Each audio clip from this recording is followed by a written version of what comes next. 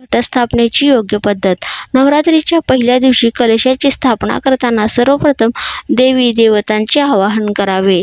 एका मोठ्या मातीच्या भांड्यात माती टाकून त्यात गहू, ज्वारी किंवा सप्तधान्याचे दाणे टाका. त्यावर थोडे पाणी शिंपडा. आता गंगाजलाने भरलेल्या कलशावर रक्षासूत म्हणजेच लाल धागा बांधा. तसेच पाण्यात सुपारी, दुर्वा, अक्षता आणि नाणे टाकावे. आता कलशाच्या काठावर 5 विड्याची पाने किंवा आंब्याची पाने ठेवावीत. एक नारळ घेऊन त्याला लाल कपड्याने गुंडाळा. नारळावर लाल धागा बांधावा. यानंतर कलश आणि धान्याचे मातीचे भांडे स्थापित करण्यासाठी चौरंग घ्या किंवा प्रथम जमीन पूर्णपणे स्वच्छ करा. यानंतर धान्याचे भांडे ठेवावे. त्यानंतर कलश स्थापित करा आणि नंतर कलशावर नारळ ठेवा.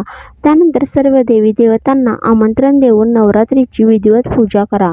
घट बसवल्यानंतर 9 दिवस देवघरामध्ये सकाळ संध्याकाळ